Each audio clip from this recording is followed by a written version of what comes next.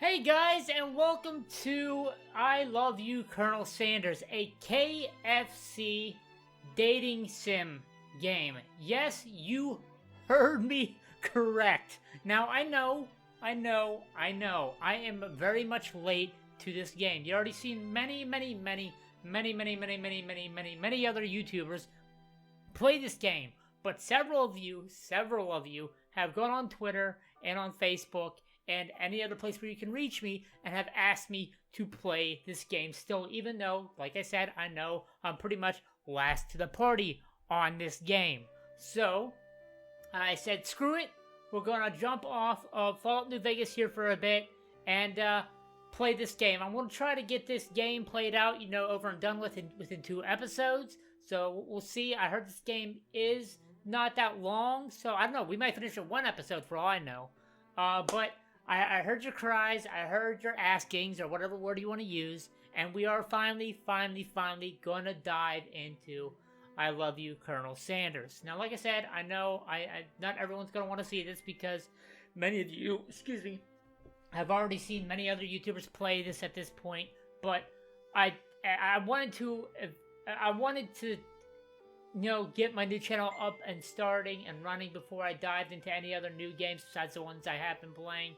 But now that everything's running good, everything's running smoothly, I finally have a chance to get my hands on this game and play it, so that's exactly what we're gonna do. So, hopefully these guys enjoy this nevertheless, even though I said I'm not, the first one to the party on this game, but hopefully you do enjoy it nevertheless, and please remember that if you do, to hit that like button and let me know in the comments down below. But I already rambled way too fucking much, so let's just dive into the game, and let's see how interesting this is. God, KFC, you definitely pulled one out of your ass with this. Let's go.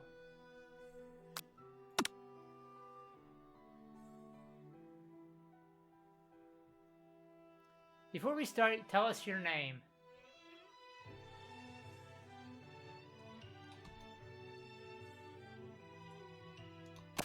We're going to use my YouTube name, so K-A-O-R-U, Karu.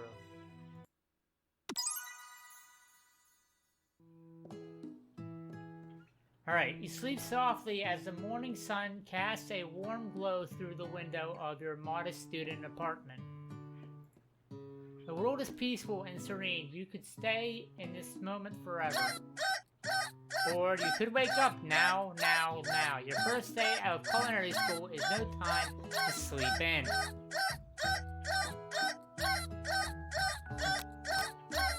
Smack the clock up and at 'em. Lying in bed, you stare at the ceiling, thinking about everything that awaits you at the prestigious University of Cooking School Academy for Learning. That's a fucking mouthful. Your mind begins to wander. Who will be there? What will you cook? What should you wear? Time begins to fly by and find your imagination getting away from you.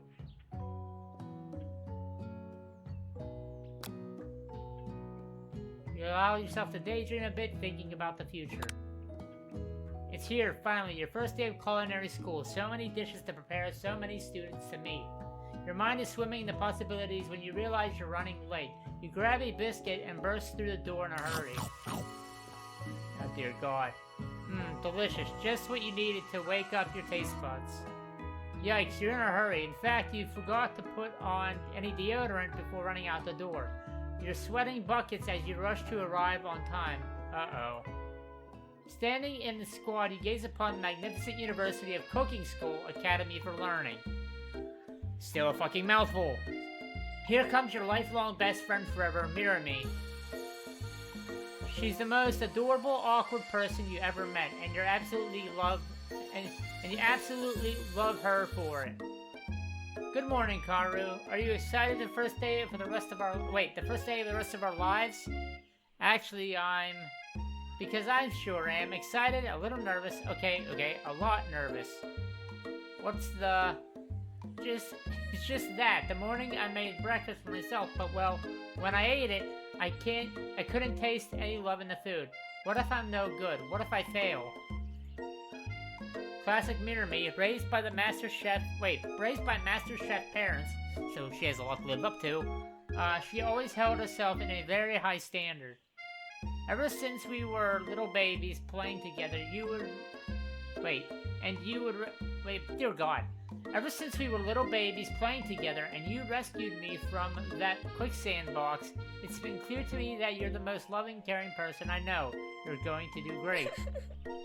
But the University of Cooking School Academy of Learning's famous 3-day only semester... Wait. Famous 3-day only semesters, I'm afraid of being left behind and never catching up.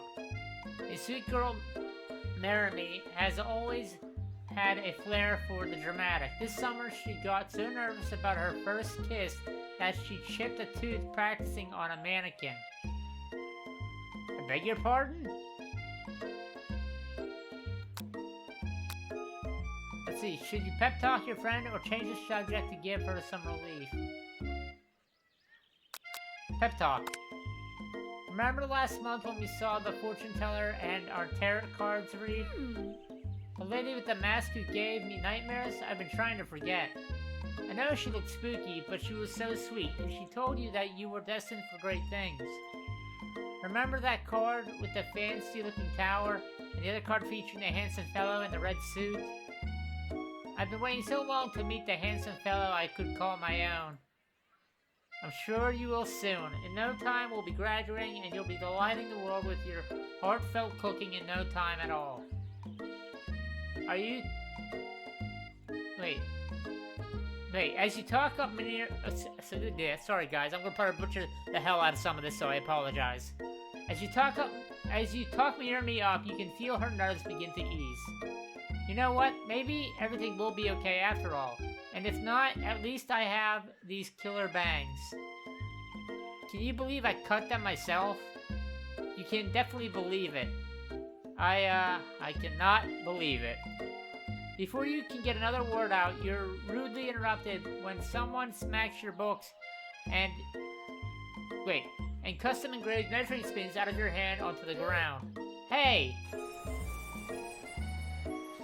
It's like I said, gonna butcher the hell out of some of this guy, so I apologize. It's a Sheila, your arch rival. She's totally evil, but you can't help but be filled with jealousy. She can be everything. She can get anything she wants, and she knows it. Hello, Sheila. Oh, I didn't see you there, chicken shins. You leave Kara's shins alone. They're perfectly normal shins. You can't stand a Sheila. Even her name is annoying. You know for a fact that it's actually Ashley, but she had to add extra letters to make herself feel better than everyone. If anyone knows what perfect shins looks like, it's us. Oh dear God, you're not helping the situation. We're not going to let you or your weirdly insults get to us. Across the quad, you see Sheila's best friend, Van, the Man. What fucking names are these? I'll just call her Ashley, because that's what my character said her name originally was. Okay, across the quad, you see Ashley's best friend, Van, the Man, dear God, has stopped to look at his own reflection in the mirror.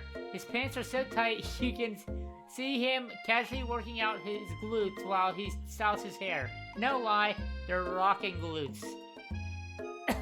Ahem. Van. Dear God. You rang? God help us. You've never been sure what the arrangement is, but as long as you've known them, Ashley and Van have been just as close as you and Maramy, but at substantially more devious. I can't believe the University of Cooking Academy of Learning would ever allow people like you to attend as students. I know, right? You think they'd just hand us over diplomas now. Or maybe hire us on as professors. Your immatures could learn a lot from us. With the first day of school about to start, there's no time to properly tell these two off, so you resist the urge. Let's go, Maramy. Psh, see you later, losers. What the fuck? As you approach the door, you see a goofy kid pushing... Okay, stop with the sound effects. You see a goofy You see a goofy kid pushing hard against the window directly next to her. Oopsie. I think it's broken. You reach forward and easily pull the door open. That should do the trick. I love you. I think you mean thank you. My name is Pop. I was named after Pop Pop. He's old. Could someone like this be a student in the school? He must be one heck of a chef. Also, his name tag clearly says Bob, but I guess he's reading it upside down. Hi, Pop. I'm Karu. So, are you going to make me hold the door all day? Nope. And with that, the young man walks into the building ahead of you. Is this me, or is he kind of cute? I think it's just you. You both shrug your shoulders before following him into the building. You stand at the edge of the room, unsure where to sit. Other students wander in and keep themselves busy chit-chatting. A scruffy-looking pooch takes his place at the podium at the front of the class. Adorable. Now, quiet down, everyone. Who is this unreasonably cute pup, and why is he in our culinary class? It must be Sprinkles, head instructor and CEO of UCS all. Please, dear God. I would love to know what whoever made this game, whoever came up with the idea with this game at KFC headquarters or whatever the fuck else. I wonder what's going through their head when they made this, or came up with the idea for this, because it's ingenious and horribly stupid at the same time. Please call me Professor Dog. That's creative. I may be cute and a little fluffy, but I still demand respect.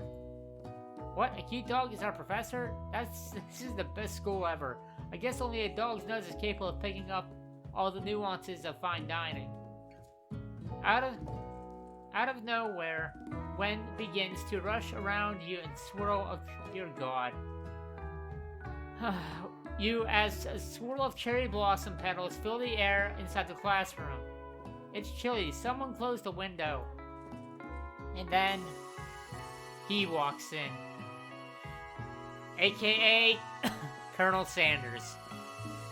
A handsome version of Colonel Sanders. You're immediately swept up in the aura of the new student and his remarkable goatee. Who knew anyone could be so handsome? Time stands still. It's him. It's my favorite... If it isn't my favorite student, Harlan. Colonel Sanders interrupts Sprinkles. Sorry, Professor Dog, before he can finish the sentence. Please, call me Colonel. Colonel Sanders. A hushed murmur rolls through the classroom as Colonel Sanders walks down the aisles of the desk. Suddenly, the room is sweltering. Dear God.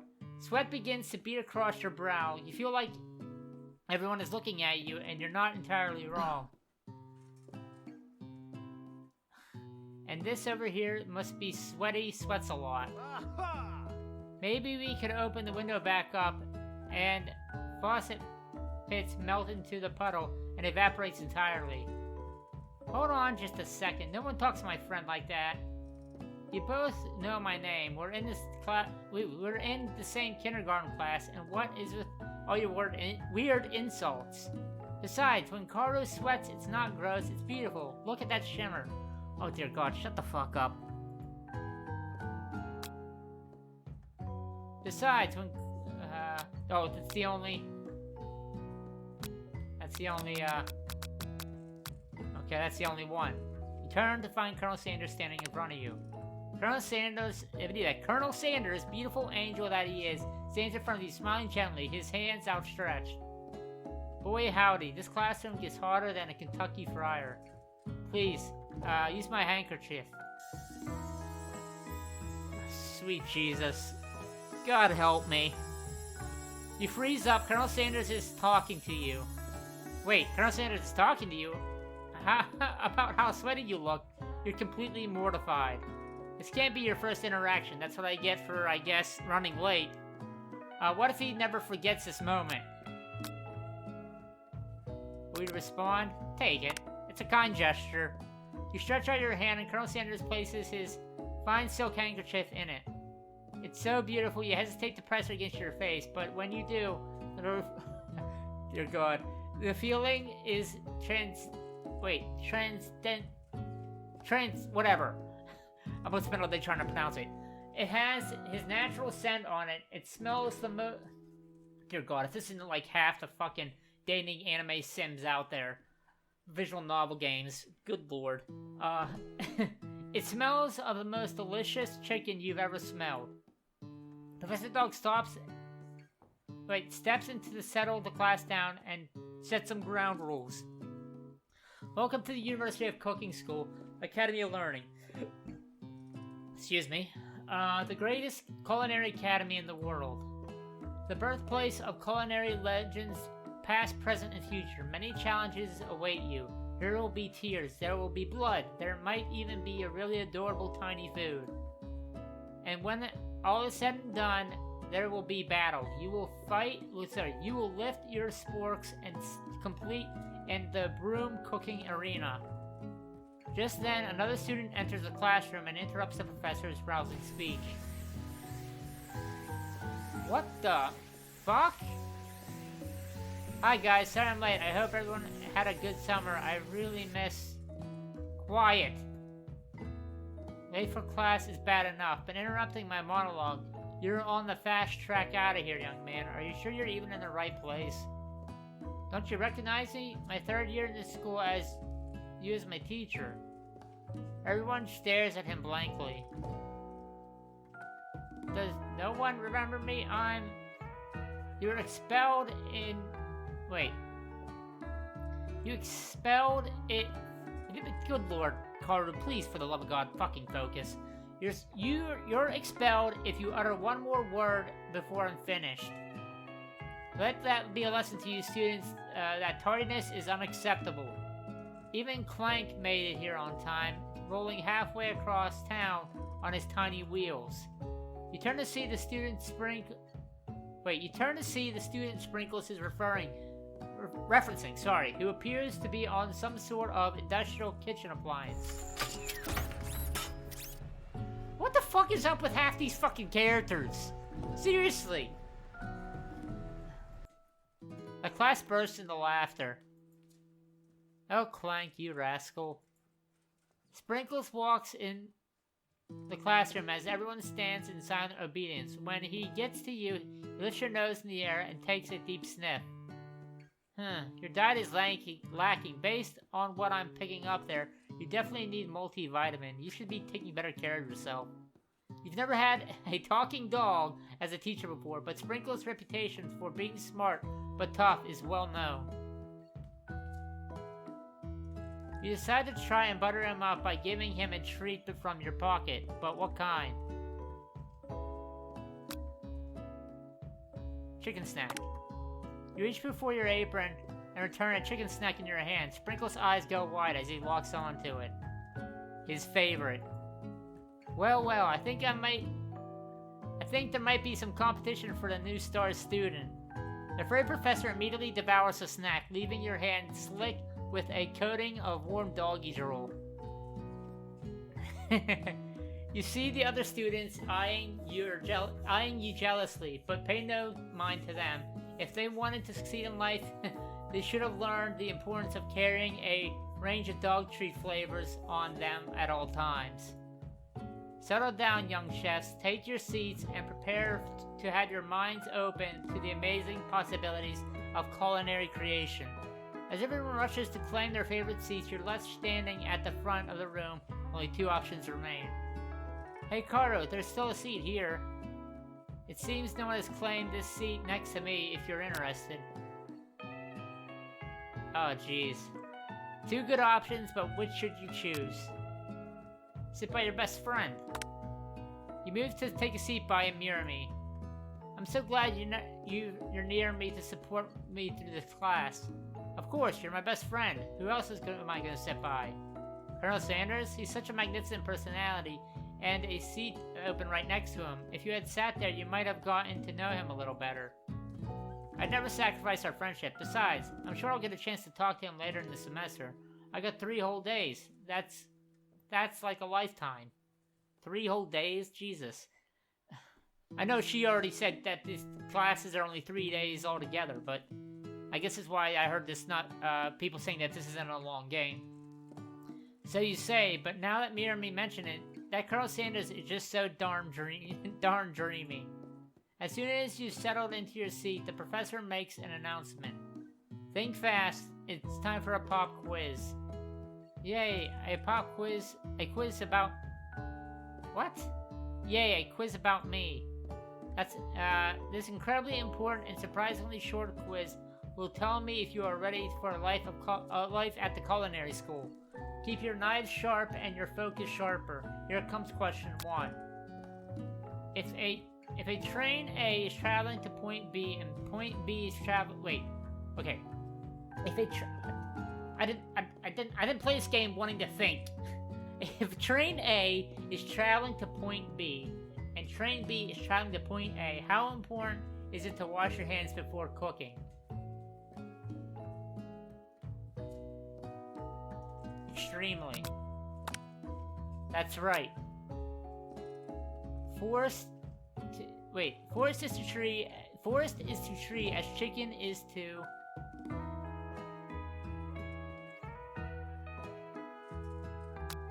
feather. That's right. What is the most efficient eating utensil ever created? The spork. That's right, because he just talked about it. What food is best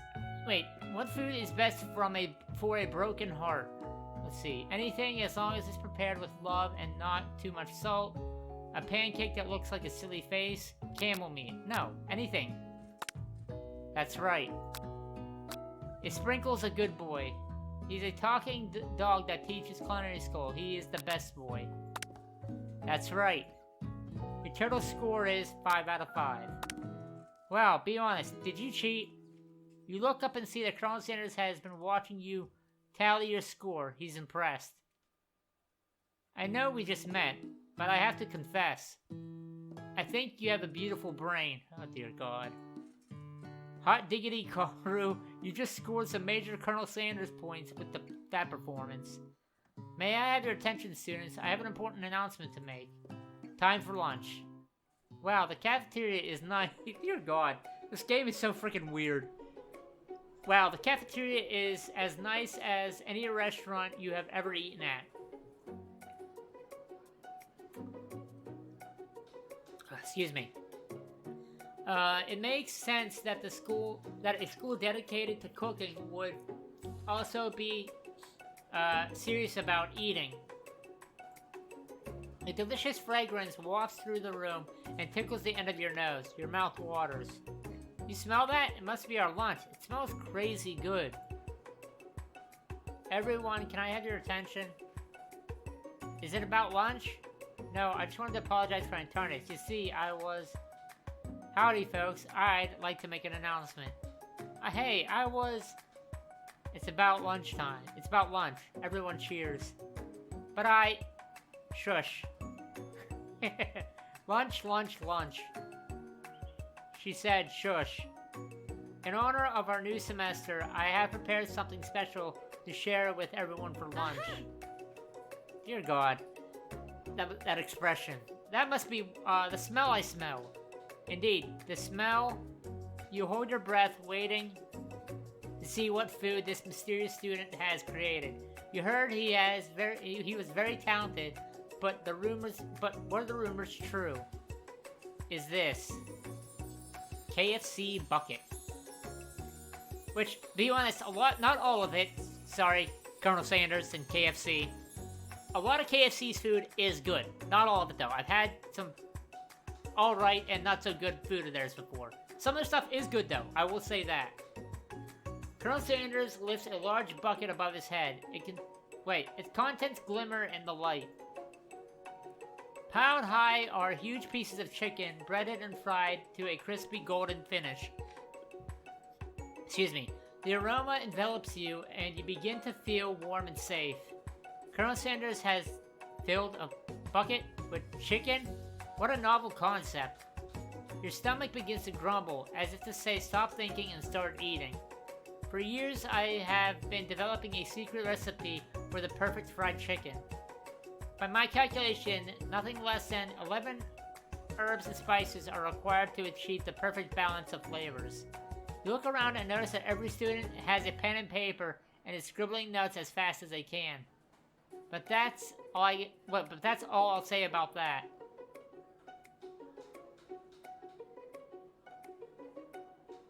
What, you think we want your stupid secret recipe, dude? Psh, nah, my dude, nah. I'm just, drafting as it... Wait, I am just drafting as a last will and testament in case, one of those ingredients is, poison. Got him. Yeah, okay. He looks around nervously to see if anyone else is laughing at his sick burn. You wait to see what zinger Ashley has prepared to follow up, but she suddenly takes a different approach. Yeah, and I was just, writing in my diary. Dear diary, today I smelled something beautiful. I knew the moment the hands of a true gentleman could fry so tender. You see her bad body language change from bitter evil to sweet and innocent as she slides closer to Colonel Sanders. She realizes that he is destined for greatness and fame with cooking skills like this. She wants him all to herself. Oh, please. Well, Van, the man, if you don't want any, I'll take his. Whoa, hold on. I guess I'll try it. He takes one bite and his eyes grow wide. He starts contorting his face as he tries to hold in his pure exhilaration and act unimpressed. Easy now, there's enough for everyone. Please, my fellow castmates, dig in. You take one of the pieces of fried chicken out of the bucket and sink your teeth into it. It's amazing. Oh dear God.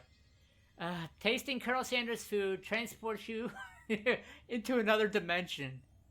Alone with your taste buds, gripping a drumstick in your hand, you float weightlessly. Focus your mind and meditate on a moment. Try and identify every flavor, savor every moment, and everything that tells you Colonel Sanders' culinary heart. Wait. Savor the moment and everything that it tells you about Colonel Sanders' culinary heart. Wait. Focus your mind and meditate on this moment. Try and identify every flavor. You let the food rest in your mouth and focus on it, scrutinizing every flavor. Salt, maybe? Pepper, too obvious. Oregano, basil, maybe, but there's something else. Something dark, something spicy. You dig deeper, deeper, deeper. Yes, even deeper still until you find it. Could it be... You really did it. How bold. How adventurous to use... Of course, I'm not going to tell you. You try to go even deeper into this sea of flavors, but this revelation alone is more than you can handle. You snap out of it and realize the information was meant to remain a secret, and yet... Now you know. A mantle of responsibility now rests upon your shoulders.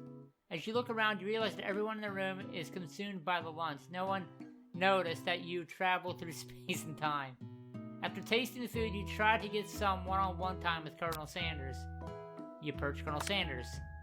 Colonel Sanders smiles ever so softly, dear God, as you approach. He stops what he was doing, allows you to break the silence. Colonel, I wondered if I could talk to you for a second.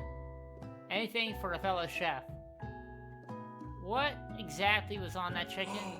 Haha, how bold of you to come and ask. It's an idea I had for a new combination of flavors that will make my fortune and establish my legacy for all time as I open a chain of highly successful fried chicken restaurants. No big deal. It's you and me talking here. I can keep a secret. In fact, I've got some of my own that I'd be willing to trade. What's the rush? The semester is only getting started. We have 2 more whole days to get to know each other. He's clearly not going to give up easily, but it doesn't hurt to be persistent. You know what they say about secrets, Colonel? Shouldn't learning be fun? Aww. You got Moxie, I'll give you that. Colonel Sanders looks both ways to make sure you're truly alone, and then leans in. You can feel his warm breath as he whispers. This one ingredient, but you can't tell. It's something my great-grandmother taught me. Wow, you never guessed that. In fact, you're not even sure where you can get some if you searched. And blank definitely isn't the flavor you tasted before. So now you're 2 ingredients closer to knowing the full recipe, but you couldn't tell Colonel Sanders that. While you're wrapped up in the huge revelation, you notice that Colonel Sanders has disappeared. While everyone else is still in the cafeteria, you decide to look for him. You find Colonel Sanders outside, standing in the quad. Oh, it's you again. Howdy. Sometimes I like to come outside and look at the school's surroundings. I think about how my story will continue on after I've graduated. It sounds like you got big plans. I dare say the biggest. I will leave my mark on the world. You can bet on that. I dare say the biggest. I will leave my mark on this world. You can bet that. Alone together for the first time, you figure now is the perfect time to show your personality to him. Wow him with a big idea, to an additional ingredient to really spice things up. Be modest but thoughtful. Yeah. Well, I just wanted to tell you I really enjoyed your food. Now you got his attention. The flavors were complex but comforting. The interplay between salty, savory, and peppery, it was perfect.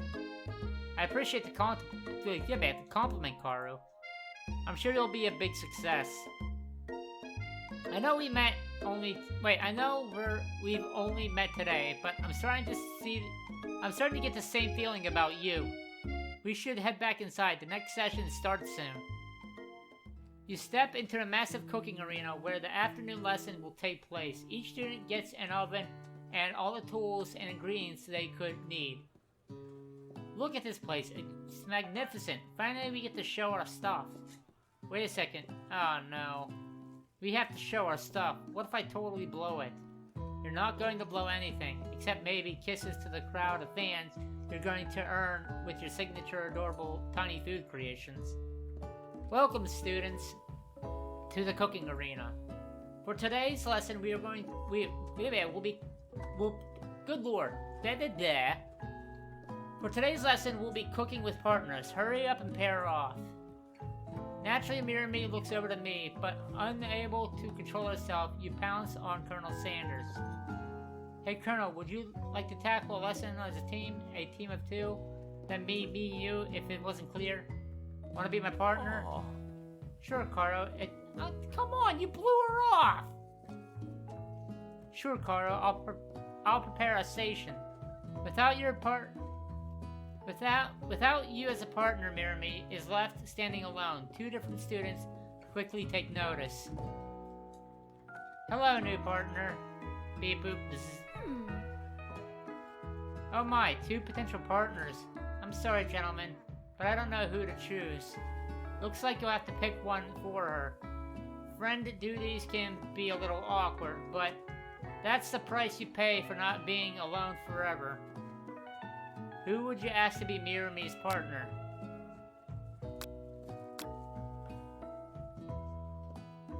Pop.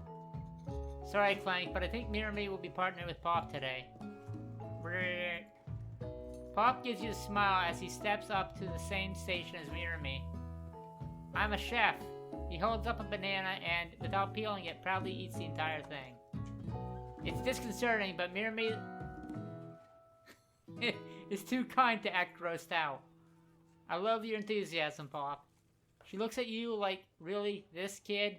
But it's too late to change your choice now. Now it's time to focus on your own cooking classwork. Alright, you 2, for today's lesson, we're going to keep it simple. Pick a basic dish and divide up the steps. No chef is an island, so take 2 flints to make a fire. You get the idea. Which dish should you suggest to your partner, Colonel Sanders? Your mother's mashed potatoes and gravy. Your grandmother's mashed potatoes and gravy. It's been something of a It's always been something of a down-home chef. I was thinking we could make something warm, inviting, and comforting. Maybe mashed potatoes? And gravy? I couldn't imagine one without the other. Colonel Sanders casts a coy look at you, causing your whole face to go beet red, dear God. Embarrassed, you quickly turn away. I'll go get the potatoes. No, please, let me. Picking perfect produce is a passion of mine. Looks like they're getting pretty fresh around here. Does someone have a crush on Colonel Sanders? We're just cooking partners. Mind your own business. Sanders' heart is my business, and you better keep your fingers off my man. Did someone call for me? Oh no, jeez. Van.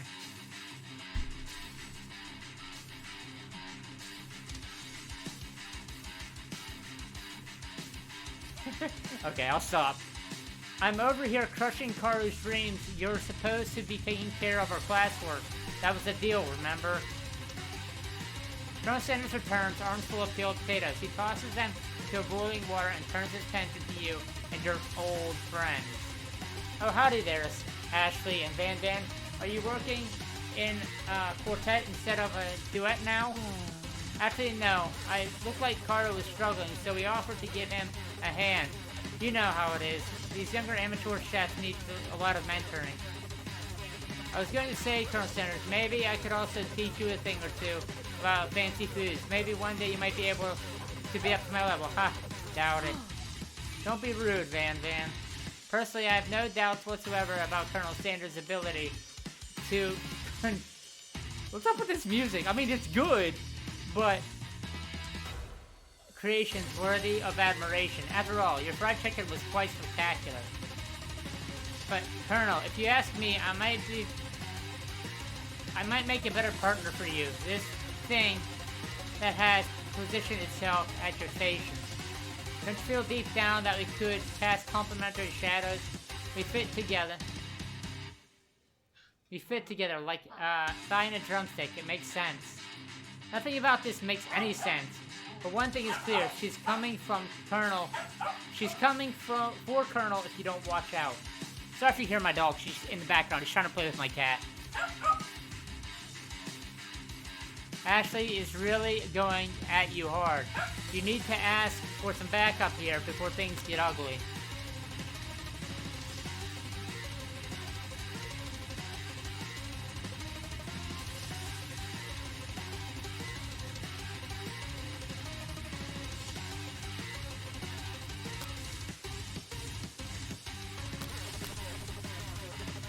What's up, buddy?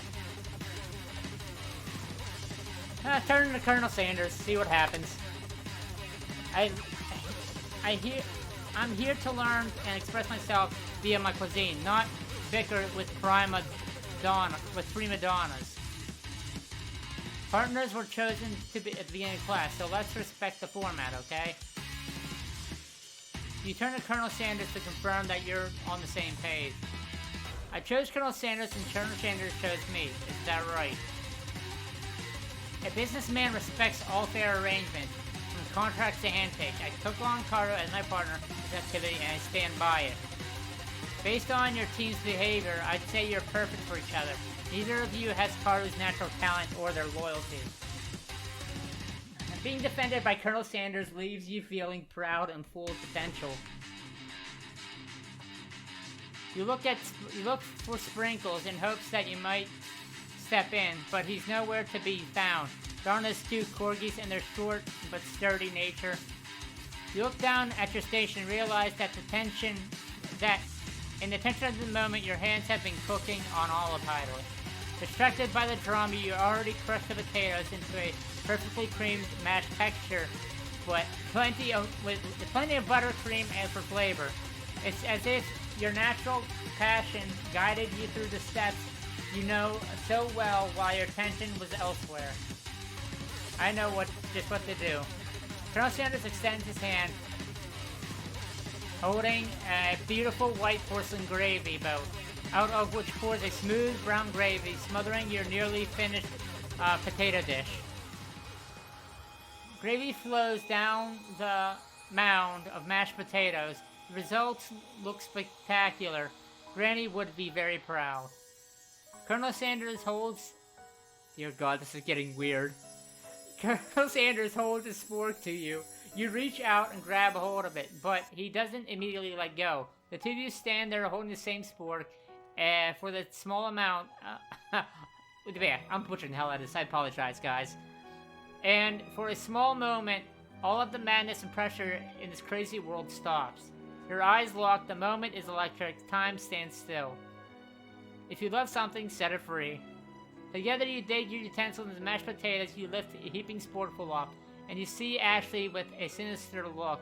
You know she's plotting against you to be with Colonel Sanders. And then, filled with rage and without thinking, you fling a sporkful of mashed potatoes right into Ashley's stupid, beautiful face. Van, do something. Scooping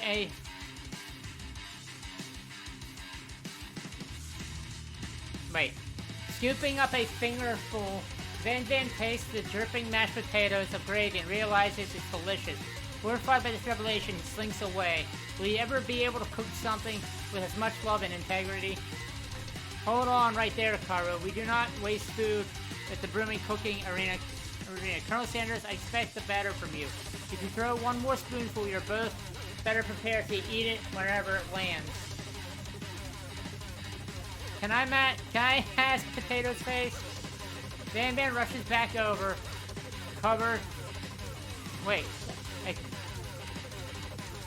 Van rushes back over, a covered dish in his hand. What the fuck? Mashed potatoes with gravy, pathetic. In just a few minutes, I prepared a full meal.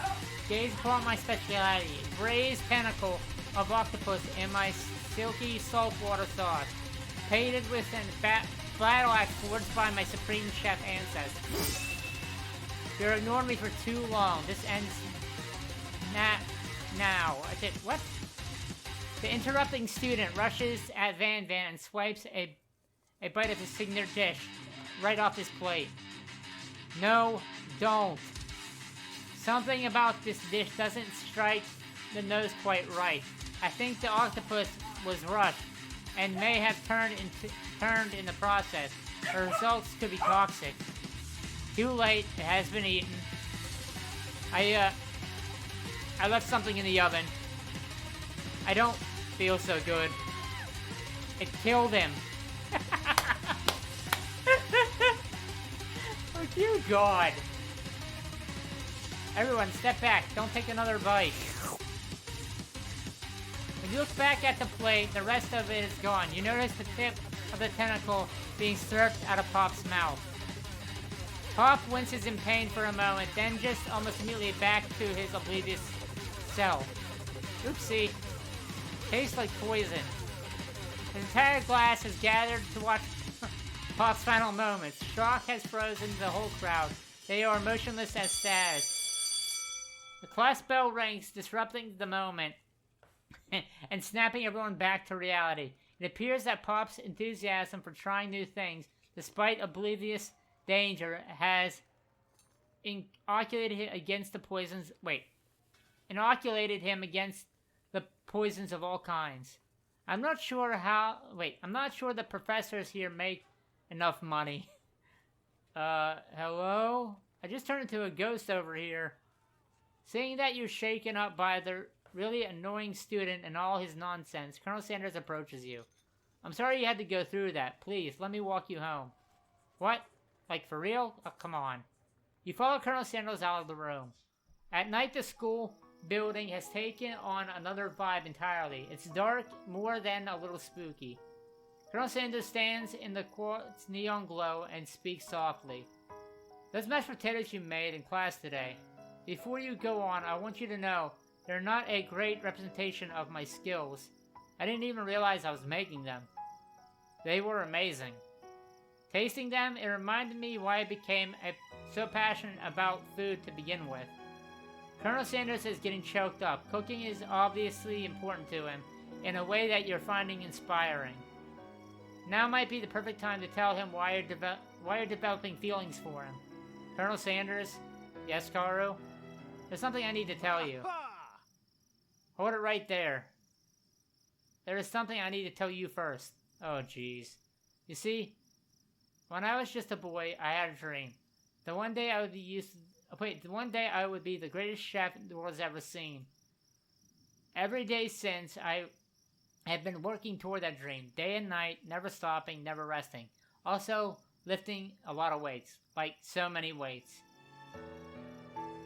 We should follow our dreams with all our hearts, that our souls may grant them like wishes floating on a shooting star. Hey, no, you... Shut up, I'm the one here saying inspirational stuff and the star of the story. Are you forgetting that your cooking literally killed a guy? You can't prove that. I saw you kill that guy. What was his name? Somewhere in the distance you hear a long sad sigh. Forget him, we're talking about me. Me, I'm the hero.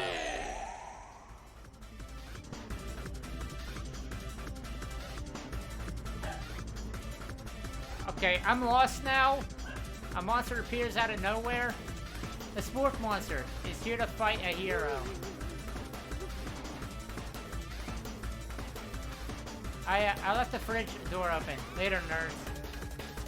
How dare you threaten me just as I'm letting down my guard and connecting with another chef on an emotional level.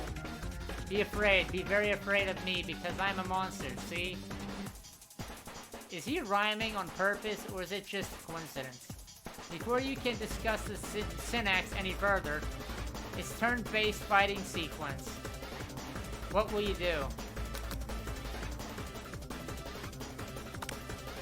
You decide to go for the attack. Which attack will you use? Cooking with love doses 1 damage. It just got real. The attack really upset the sport monster. Sport goes on the attack. They spit hot gravy at you. You take 1 damage. You decide to go on the attack. It worked last time, right? Cooking with love. Cooking with love does 1 damage. The monster doesn't forget this. He's really feeling threatened by your attack. Focuses his mashed mind and draws in energy for Mother Earth itself. They grow larger and more intimidating. How will you respond? You decide to defend. Which defense will you use? Trepidation. You hold your head... What the fuck is going on? You hold your head between your hands and mutter, "This is not happening, this is not happening." Sport monster is not a quitter. Buff up and remember. They go to the attack once again. You take 2 damage from the attack. If you take much more damage, you're not going to survive the battle. You decide to go on the attack. Cooking with love does 1 damage. Sport monster is oozing cheese sauce onto the lawn of squad. I wonder who is going to have to clean that up. Feeling vulnerable, the sport monster prepares the ultimate attack, round's edge. Wow, villain, your reign of terror stops here. Colonel Sanders summons an energy of 1,000 chickens. Dear Jesus, what the fuck is happening? Pot Pie Power Pinch. Pot Pie Power Pinch does 10 damage. Sport monster is defeated. You saved me. An injured sport monster spews steam into the night.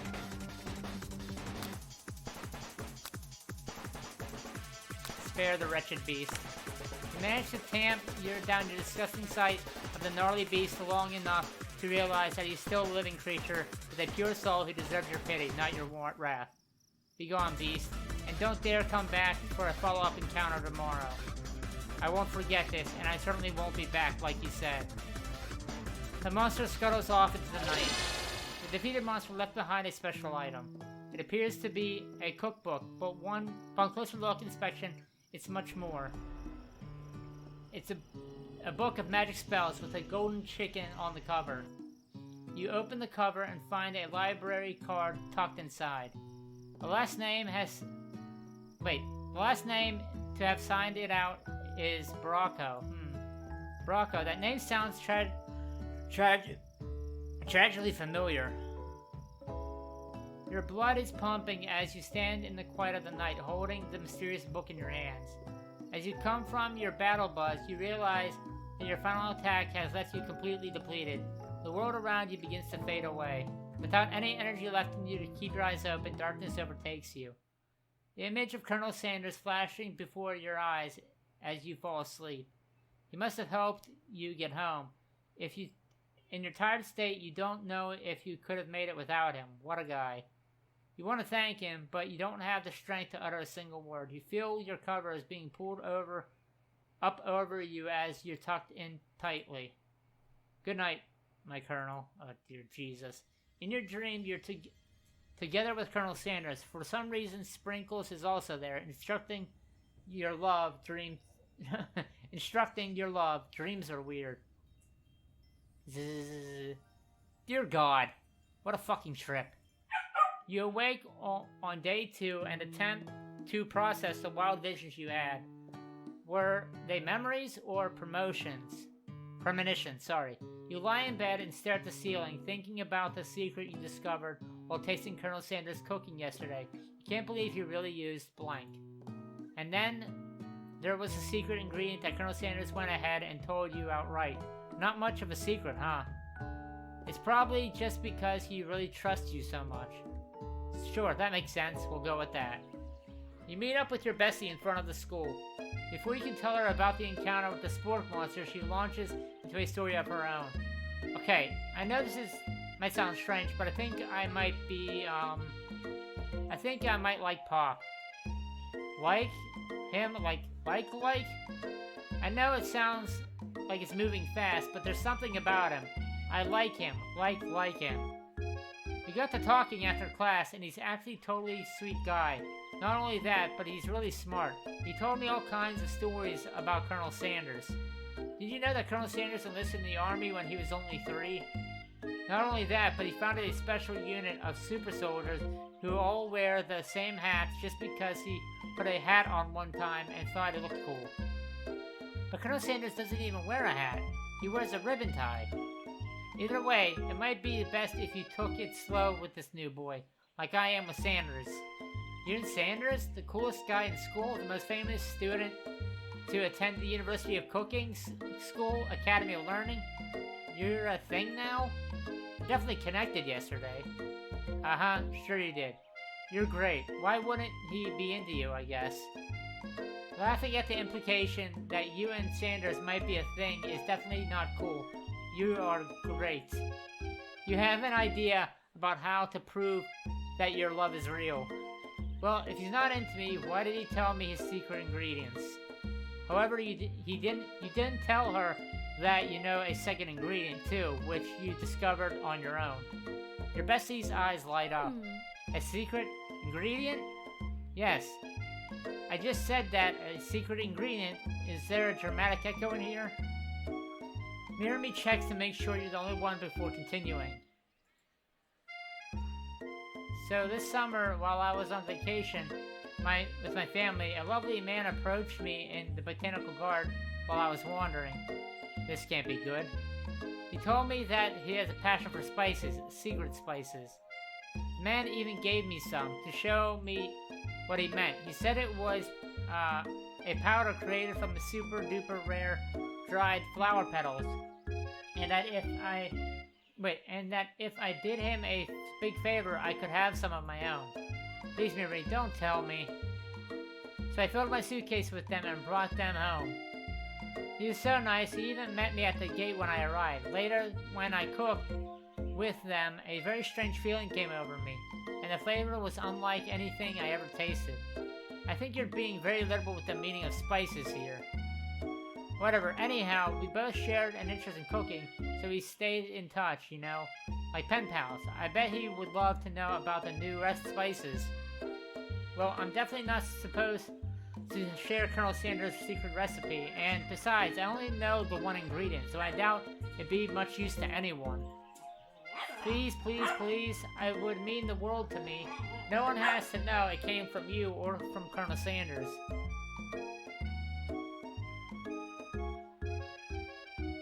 What do you think?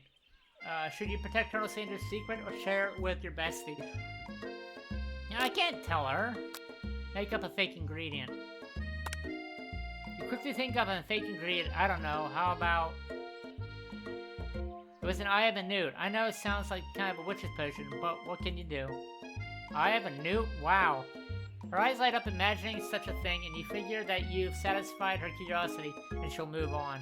However, she immediately turns around and does something, thumb typing on her phone that you can't quite see. That's probably not good. But before you can ask to confirm her before you can ask her to confirm that she's definitely not texting secrets to other people, you're interrupted.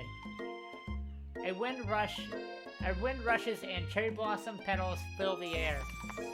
It's Colonel Sanders. He's arriving at school.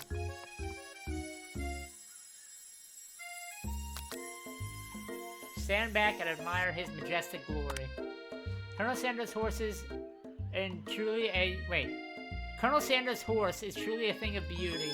Without even acknowledging that he's being watched, he does a short horse dance before dismounting with a flourish. He then slaps the beautiful creature gently on the rear, sending it running free into the countryside. You are so struck by the sight of him that you lose the ability to speak coherently. Oh, I didn't realize anyone was watching. Don't worry, he knows his way home. You attempt to compliment Colonel Sanders, but the words don't come out exactly right. What a horseful beauty you have. What a horseful beauty you have. Dang it. That's what I just said. Being a good friend, Me attempts to cover for you. Oh, Caro just gets nervous around people they like. What? That's not helping. They got food poisoning and were up all night. It was gruesome. You should have seen it. She gives you a wink and smile as if situation handled. Can't blame a girl for trying.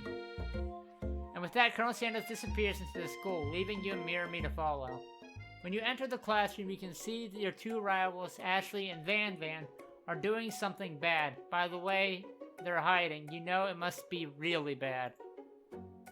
Like counterfeiting recipes bad, experimenting with restricted ingredients bad, summoning a demon bad.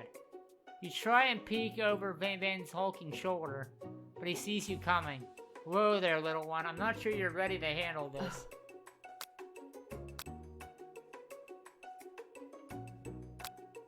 Tell them to stop acting immature. You immediately dress the rivals down to their immature behavior. Culinary school is to be respected. This kind of nonsense is a waste of everyone's time. Now you've upset them.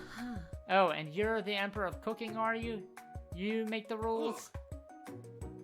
I'm not sure you know a good meal if it ate you. Being the best chef in the world takes more than culinary skills. It takes creativity. It takes panache. And it doesn't hurt to use a little evil. You finally get a look at what they've been hiding, and you instantly recognize it. It's a book, just like the one you found after you encountered the spork monster. That's the same book I found last night in the quad. Ashley immediately elbows Van, who hides the book behind his back. I don't know what you're talking about. This book is a family heirloom, and its contents are secret. You notice they haven't just been studying the book. They've got Pop pinned to a wall, and they're tossing potato skins at him as he tries to catch them in his mouth. We're playing. Before you can dig any further, you're interrupted by the arrival of more students. It's almost time for class. Bleep bleep. Clank must be running late. He's in such a hurry that he rolls right over Van's meaty foot. Hey, watch it, you bucket of bolts. You watch how you talk to him. He didn't do anything. Big womp. Who do you think you're talking to? I've never heard such language. Not even from a sand mixer. Womp womp. No, your mother is a sand mixer. Van jumps to attack Clank, but Clank shocks Van, sending him flying across the classroom. Protect him.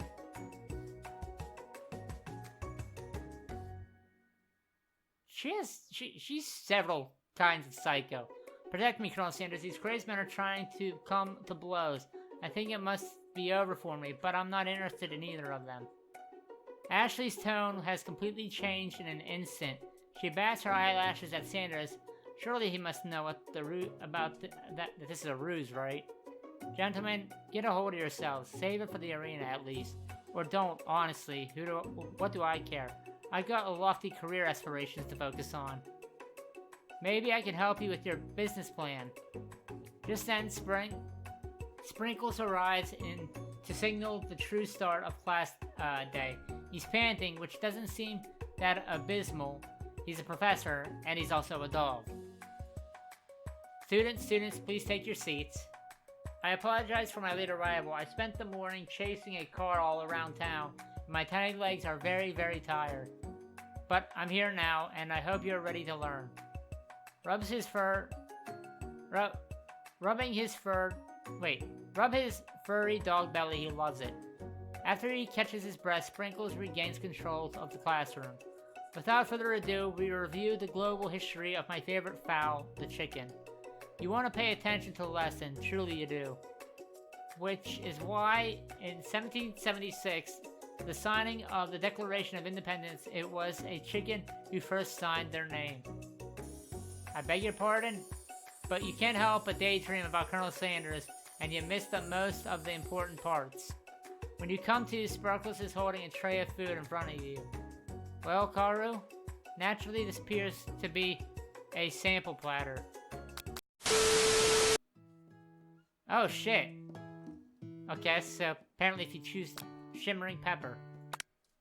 A brightly colored pepper stands out from the other items. It sparkles in a most eye-catching, so apparently you can quote-unquote die in this game, apparently. It sparkles in a most eye-catching way, so naturally you reach out, grab it, and eat it right away. However, your body is not prepared for the heat. Are you fucking kidding me? Really? The glass of water. The pepper has triggered an intense spice hallucination. It feels like forever as you trip through the universe. My friend, ooh. This guy again.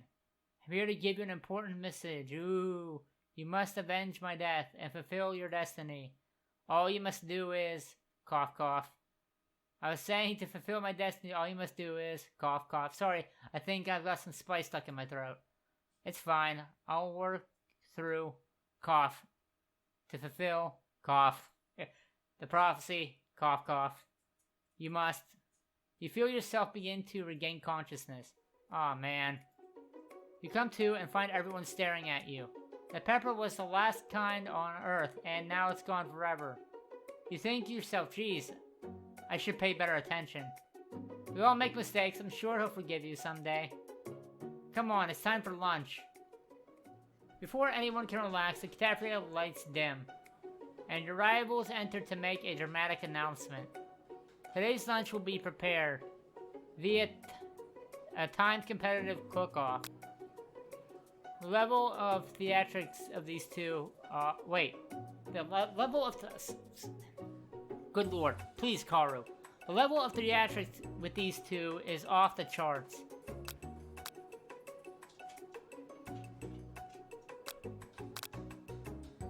Demand they stop wasting everyone's time.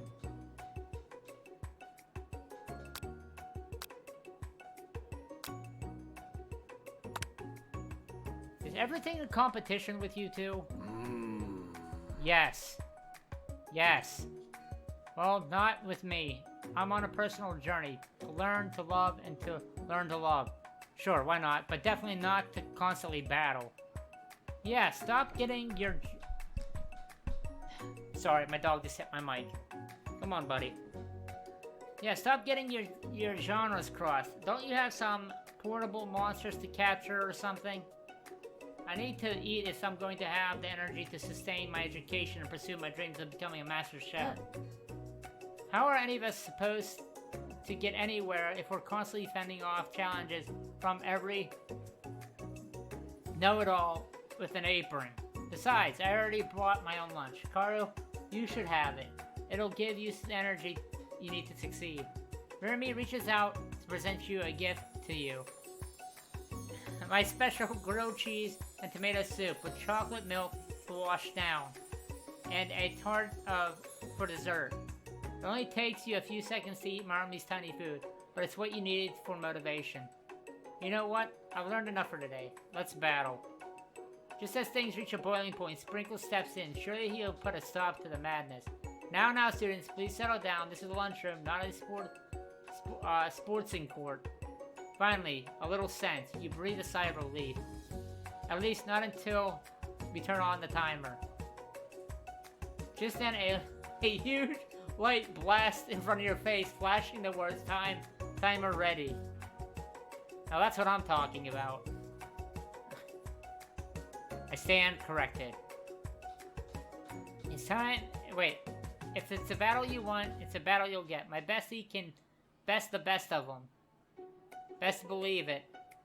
Like a diamond, I formed under pressure. Now is my chance to shine. I will defeat you myself. You hand his chicken. You made the mashed potato. Wait. You hand his chicken and. You hand his chicken and you hand his chicken and you made mashed potatoes and gravy that one day, and you're feeling like you really impressed him again here. It's time to boil some water for the mashed potatoes. Think fast. If the timer runs down, oh crap, you'll be forced to pick randomly. Boil at 100. That's right, thank God, okay, good. But how you would have even gone into the school without knowing that? Okay, winter gets to rub my belly. Let that enticing offer motivate you.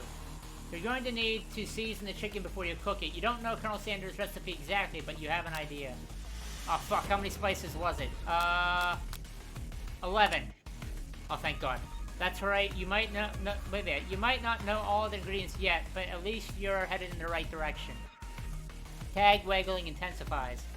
Now that you've gotten some basic steps going, it's time to elevate your craft. Gratitude. Oh, thank God. Okay, that's right, you must never take the opportunity for granted if you hope to succeed. Your classmates are rooting for you, but Ashley is simply stronger and faster than you. You better pick up the pace if you want to survive. When you were a child, your father told you to never forget where you came from. Every day you meditate on his advice and draw the energy from that place. Small town. That's right. Oh, Jesus. This is your shot, and you're not going to miss it. You try to shut out the noises of the arena and focus on your cooking. Silence. That's right, thank God. When they taste your cooking, they will be taken with it that they are unable to speak. You notice Colonel Sanders out of the corner of your eye. I believe in you, Karu. He's actually cheering you on. Which would be awesome, except knowing he's actually watching you... knowing he's watching you makes you totally forget what you were doing. Now all you can think about is Colonel Sanders. What are you thinking? Get your mind back into the competition. You are stranded on a desert island with only one dessert cookbook. Which do you take? What a hunk. I know, right? You know what? Shouldn't you be focused on the challenge? You're falling behind. Sorry. What does that have to do with crafting spectacular fried chicken and delicate baked biscuits? You're really struggling to keep up.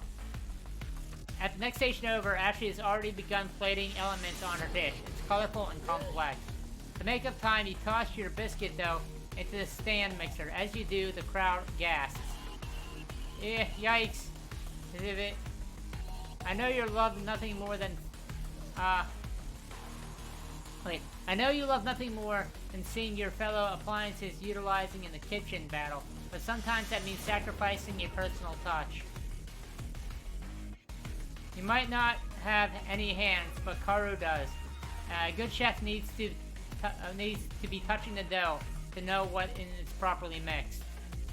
There is easy way and a hard way. You don't get far by going the easy way. When you hear everyone talking, you realize how serious your error was. You immediately shove your hand into the mixer to rescue your dough before it's overmixed. Karu, no! You're not fast enough and your hand gets stuck, immediately crushed by the spinning beaters. There's no way you're able to use that hand for the rest of the match. Colonel Sanders shakes his head in shame. What you often find is the easy way cannot turn out much more difficult. Everyone stops what you're doing right now. The battle is over. It can't be. I was so close to finishing my dish. Sweetheart, look at your hand. You simply can't go on. Aw, that's too bad. Here I am with the complimented dish ready to serve. Surely, it makes me a winner by default. No? It wouldn't be fair to compare the two on account of Karu's injury. You see Sprinkles begin to lick his doggy chops as he locks on to the dish. But I suppose you should at least tell us what you prepared. Well, because I'm the sweetest, I skipped straight to dessert. Under the white chocolate dome, you can find a whole array of delights, taking you on a journey of flavor that tastes good and tells a story of excellence.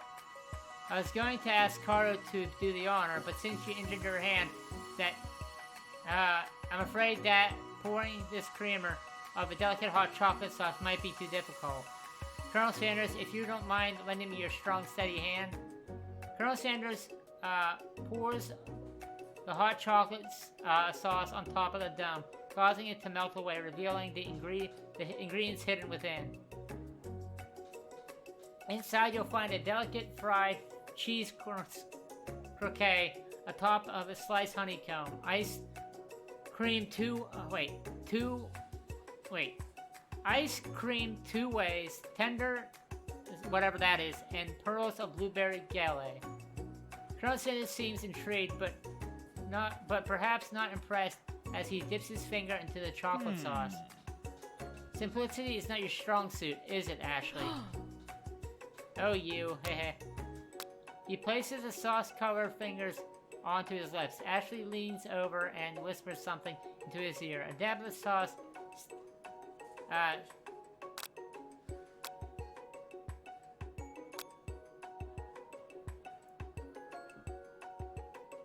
a dab of sauce sticks on his mustache. Internalize your rage you feel. Nah, I think that'd be going too far. Your rage burns so intensely within your eyes that they burst into flames. The flames cause your eyebrows to catch fire and turn to ash, and they fall off your face, which means people will have a hard time understanding your emotions for the rest of the semester, perhaps forever. Embarrassment and ashamed by your performance, not to mention your crispy fried brow, you run from the quad to be alone. The beautiful weather feels like an insult. Inside, your storm rages. It's Colonel Sanders. He's probably here to tell you that he and Ashley are in love and decided to get married. He won't even ask you to cater to his wedding because you're a terrible chef and an awful person. You try to hide from him, but he approaches you directly. I know you're hurting right now. Not just from the devastating loss, but from the run-in with the mixer and that small fire. We should get that checked out. I'm fine. Can you leave me alone? I'm a loser. If I'm not fit to fulfill your fryer, I'll never be a master chef. Failure is a part of life, not just for you, but for all of us. Do you think I never failed at anything before? That's exactly what I think. Well, then think again. I wasn't always the man you see before you. Enrolled in culinary school, incredibly handsome, successful, motivated. Well, handsome, sure. I was born that way, dear God. But I've walked other paths and arrived at dead ends. I was passionate about life, but I failed as an whatever that word is. I was passionate about justice, and I failed as a lawyer. I was passionate about livestock, but I even failed at a mule handler. That one especially humiliating. Mules can be so cruel. I didn't know. People see my delicate ribbon tie and my self-kept beard and assume that I've got it all together, which is true now, but it hasn't always been. Sounds like this guy could really use a hug. I resolved that, and I was going to amount to something. No amount of hours, labor, or money could deter me from giving the best I had to give. As Colonel Sanders changes focus, you can see something ignite inside of him. a burning passion. One has to remember that every failure has... Wait, dear God, I apologize, guys. And every failure can be a stepping stone to something better. My new dream is pure. It's honest. It's something that a humble man in a crisp white suit can be proud of. I will create a new chain of chicken restaurants that will bring joy to the entire world and make up for my past misdeeds. Yay! Just as your moment grows intimate, you're interrupted by a threatening, shadowy presence. Battle scarred from the night before, you prepare for the worst.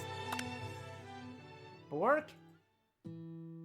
It is I know. I said I wouldn't be back, but after the whole fight to the death thing, maybe you wouldn't really want to see me anymore, but I just want to say that I was wrong to attack you, and I apologize. I know what it's like having to always look over your shoulder. Monster problems, am I right? Aw, thanks, Bork. I'm glad there's no hard feelings. Getting jumped by a giant creature in the dark of the night can really rile a person up. I also want to apologize for the way I switched right into attack mode. I know that you're strong, but cooking school can put a person under a lot of stress. I actually used to go to this school. I wasn't always the sport monster you see. I don't believe it. You were human once? Well, no, I was golden retriever, but I was still a student until one day some mean kids with a magic spell book cast a spell and cast a dark enchantment on me, and I was forever transformed. Magic spellbook? Precisely. I had procured a copy of it for myself, but somewhere along the way I lost it. If you find such a book, I beg you, respect it. You're a powerful chef and shouldn't rely on such dark and evil magic. No, you should be protecting the innocents from those who would cheat them through sorcery and guile. If you need me, don't fear, I will be there. It sounds like there are some bad cooks in the kitchen of life, Karu. Together, I assure we can defeat them. Come back to my hideaway, and we can discuss. A personal invite? You can't imagine what Colonel Sanders' home must be like, but it sounds like you're about to find out. Stepping inside Colonel Sanders' home, surrounded by his things, you start to feel a special bond with him. It looks like you lived such an exciting life, Colonel Sanders. Every day can be an adventure if you approach it with the right attitude. That's technically true. Long ago, I made the decision to never stop searching, never stop working, never stop imagining. Have you been working on new recipes your own lately? I've always excited to talk about food with other ambitious chefs. Well, there is something. It's just a side dish that I've been tinkering with, trying to find the right balance of flavors and textures. I'm not sure I nailed it yet, but I'm close. Colonel Sanders' eyes perk up as he starts to wonder what the dish might be describing. It's meant to be paired with something spicy or something crispy. Both, perhaps. Now you got him right where you want him. Should you reveal your new creation to him or keep it a secret just for you? Nah, reveal it to him. Decide that you're ready to... Decide that you're as ready to reveal your... Good lord, sorry guys. Decide that you're as ready as you'll ever be to share your original cooking with Colonel Sanders. Both of you can talk yourself out. You decide to dive in headfirst. Reach into your lunch bag for a special dish that you've been keeping on ice all day. I present to you my original coleslaw. The shredded cab... I've never been a fan of coleslaw myself. Both my brothers love it. But for some reason, I can't... it doesn't appeal to me. The shredded cabbage dish glistens in the light. Colonel Sanders' Luxe hideaway. Magnificent. Together you chow down on the creamy slaw until a spoonful remains in the bowl. Do you mind if I hold on to this last bite? I'd like to have it around so I can admire its taste later and think back on this moment. You could offer to make him more, but he seems like a very sentimental kind of guy. Sure, why not? Please make yourself comfortable. I'll be back in just a moment. You realize that now would be the perfect time to do some snooping. Around the room are various items that you can look closer at. Each item seems to radiate memories and emotions. Tap on the item to discover more about the Colonel. Now, we're not going to look in the safe. One of the framed photos shows an old man who looks a bit like Colonel Sanders standing with a friend. Kentucky Fried Chicken. They hold fried chicken drumsticks and appear to be cheersing them. You look closely and see there's a short inscription. I wonder who my friend Pete is. Tap on another item to discover more about the Colonel. The photo appears to be Colonel Sanders, except he's an old man visiting pyramids of Egypt. Maybe this was where he discovered one of the secret herbs and spices. Tap an item to discover more about the Colonel.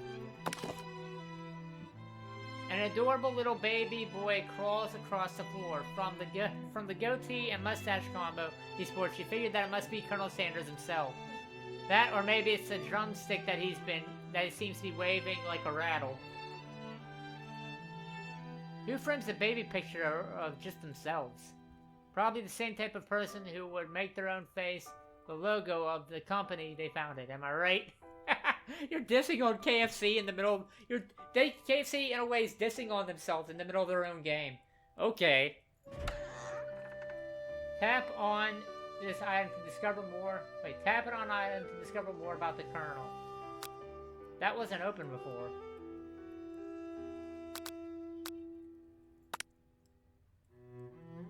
A scented candle you pick up and try to identify the smell.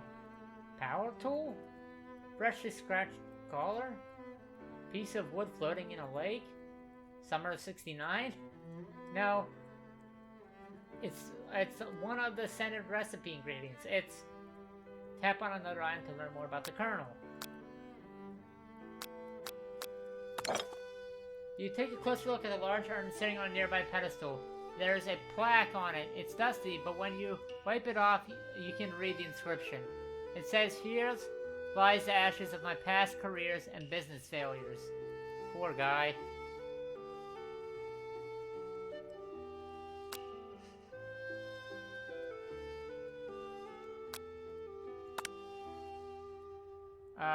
A lock of silver is woven into the teeth of the comb. Upon further inspection, you realize the hair within isn't just silvery in color. It's actually made of a spun silver.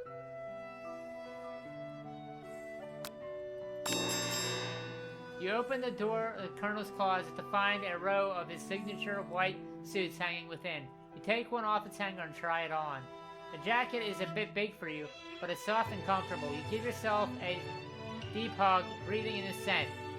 Dear God, this is getting weird. They say that home is where the heart is. Is this what they meant? Before you can take it any further... fuck. You hear Colonel Sanders returning.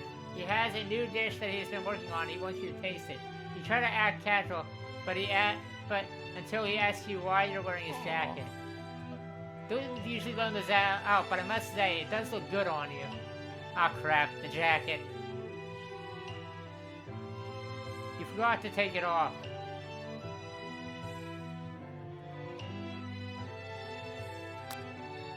Decide to...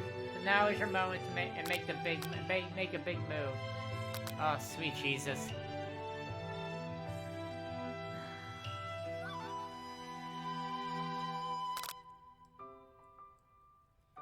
God help me. Whoa. This isn't that kind of game. Not that we blame you for trying, are you serious? But still, game over. Are you fucking kidding me? This isn't that type of game.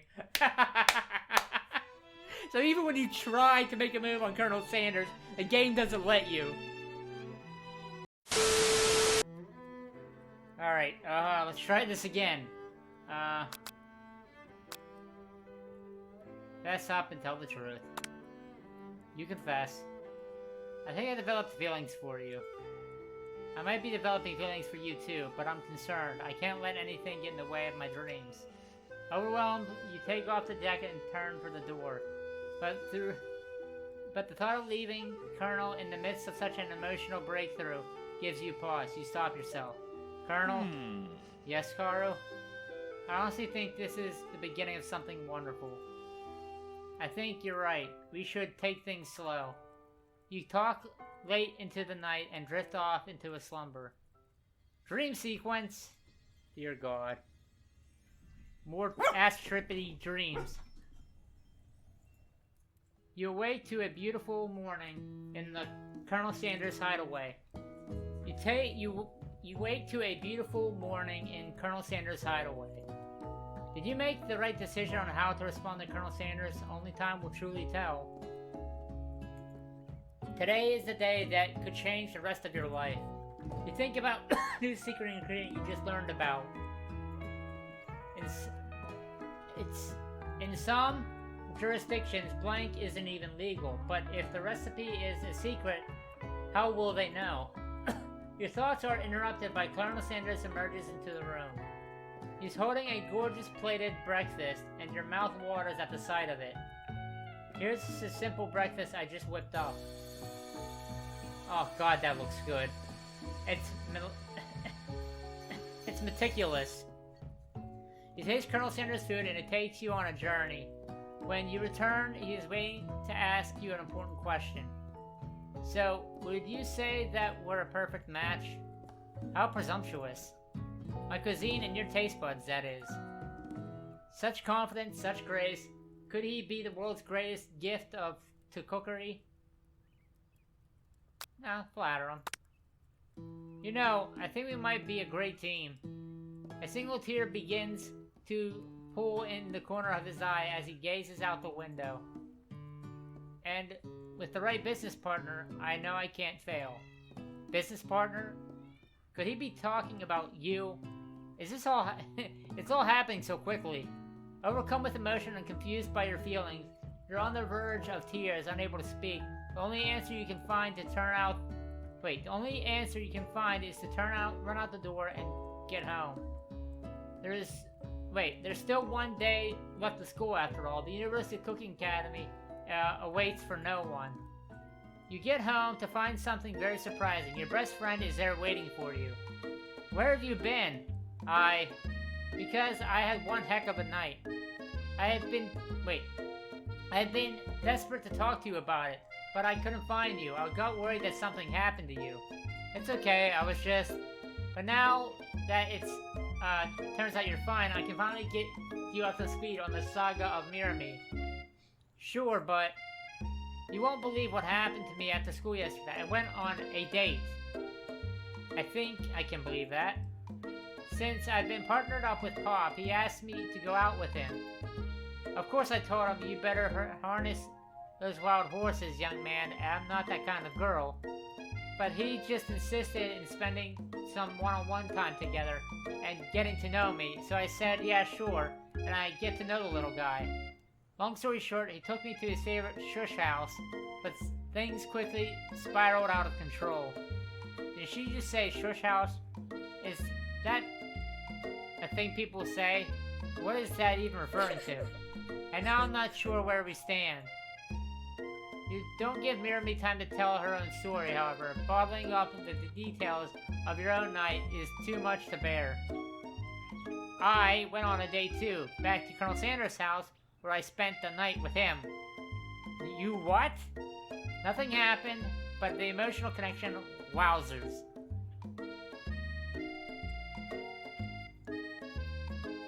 Sorry, I got an itchy eye.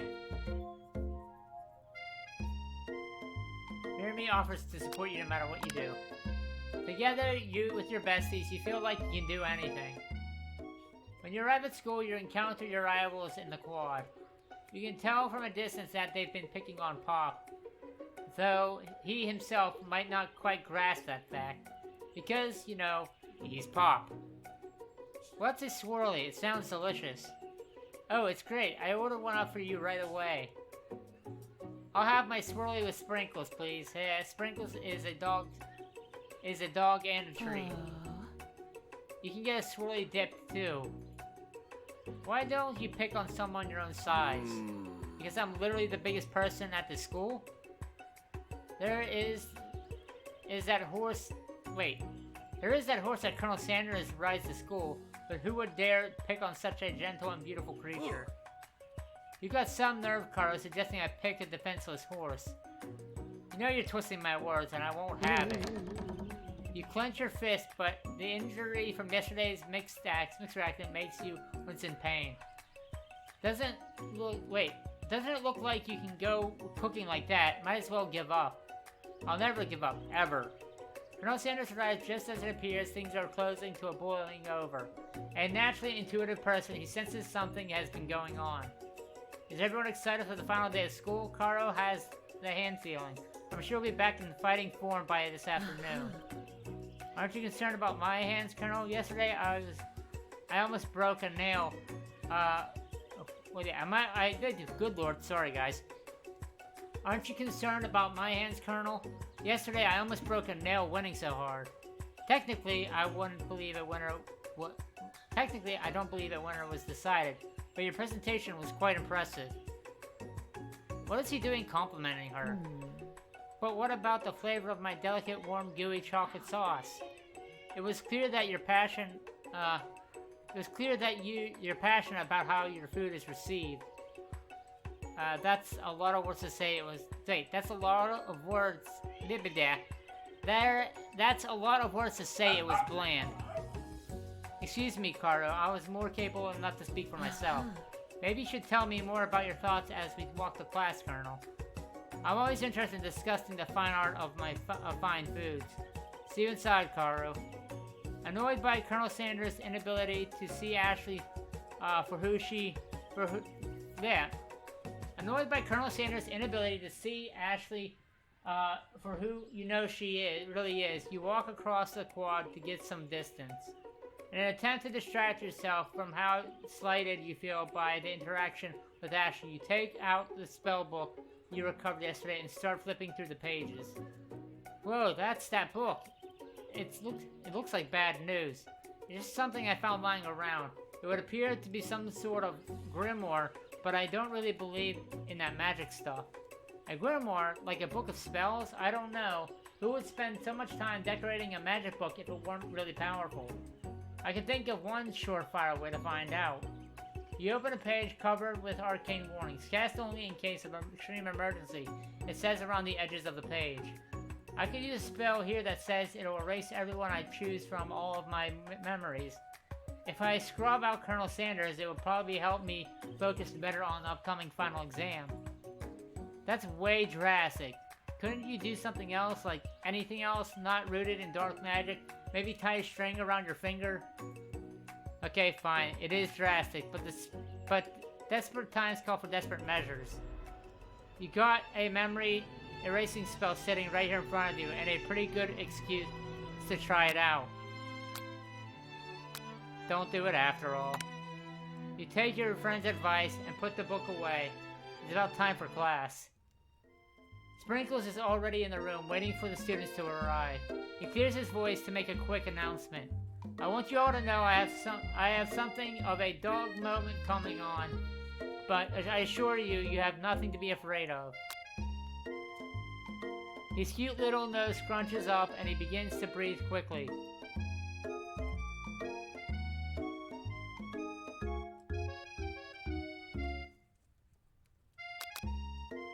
He must be hungry. Reach for some old homework to give him a snack.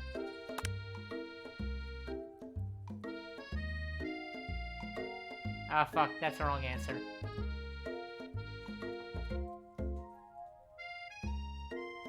Oh wait, it might not be, actually. Sprinkles immediately goes for it and gobbles the sheets of paper like a piece of fresh chicken rawhide. Ahem, I apologize for the outburst. I know it seems cliche, but not much of the world satisfies like undergraded work. My, Karu. Were you studying something with... Wait. My, Karu, were you studying something with sentiment? Okay, so that was the right choice. I've been sitting on a lecture... Wait. I have been sitting on a lecture series around the art of cake baking. How insightful. This actually brings up the important point. Thank you, Karu, for reminding me. to dole out this indispensable bit of wisdom. You see, before he can even make it any further, Mirami's love drama spills over into the class. Sprinkles is interrupted by a sad whimpering coming from the back of the room. I told you to save it after class, but I miss you. We went on one date, Pop. How can you miss me when I'm right here? Pop's voice quivers as he pleads his case to Mirami. Every time I blink, you go away again. That's a really cute way to say. Mirami, what happened between you and Pop? I got her in trouble and now she's mad at me. I didn't get in trouble. I got yelled at by Pop's mother, who blames me for getting him banned from every museum he set foot in.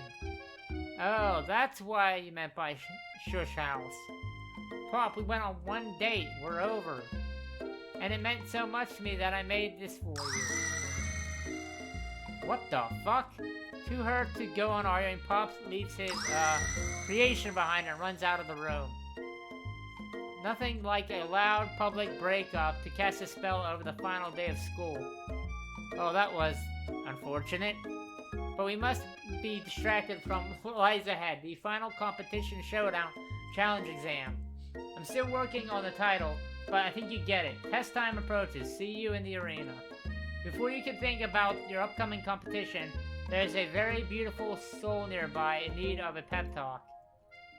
Hey, Mirami, are you okay? Okay, I'm mad I could smash a tiny mug, spilling several droplets of hot cocoa all over the floor. How could he embarrass me like that in class, in front of everyone? Her tiny cocoa is a delicious treasure, so you know that this breakup is no joke, even if the source of her frustration is such a silly boy. I know how it is, but I'm gonna say it out loud, you don't need anyone. Me and you, we're gonna cruise through this final test and hit the carpool lane to Success City. Miri brightens up, imagining the wind rushing through her short bangs, but she hesitates to embrace the feeling all the way. You're not going to set up on Colonel Sanders' stallion and ride off into the sunset without me? Of course not. Well, maybe, sorta, but I'm sure there's a pony out there with your name on it, and a big ranch enough for both of us and whoever else wants to bring along. If it's not Pop or Clank or anyone else you met today, tomorrow, or this whole year, so what? You're a special person who shouldn't settle for the first someone to show an interest anyhow. Mirami gives me a big hug and wipes the tears from her cheeks. I should really review my menu for today. I'm going to make a very special soup. And I bet the Professor Dog is gonna love it. He's gonna love it. While you were pep-talking Mirami, you completely missed lunch, but that's okay because you had a better idea of how to spend the time before your exam. You decide to head up to the arena early to practice a dish. This is it, the location of your final challenge. A test of will, a test of courage, a test of talent. A chance to beat the pants off of Van, the supposed man-man, and his evil counterpart, Ashley. As planned, you begin to run through a quick test of recipe you've been working on, Karu's famous chicken pot pie. After practicing for months, making this dish comes second nature to you, and you're able to quickly get a fresh pot pie into the oven. But as soon as you do, your cram session is interrupted by Colonel Sanders. Karu, what are you doing here? There's still time before the final exam. Oh, I was just taking it all in. I'm big into visualization and success. I'm looking at my station and picturing victory. The pot pie began to bake and the smell is slowly filling the space around you. Visualizing, huh? That's too bad. I was hoping you were cooking something delicious. You're usually happy to share your food with anyone who's hungry, but the last time you let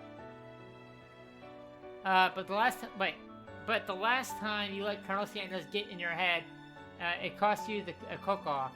You decide that it's time to put your cooking above your romantic desires, but the decision gets hard to stick with when the oven timer goes off behind you. If I ignore it, then it's probably gonna burn. So, fess up about your practice dish. Okay, you got me. I'm doing a little bit more than visualizing. I know, my nose can smell that pot pie from 400 yards.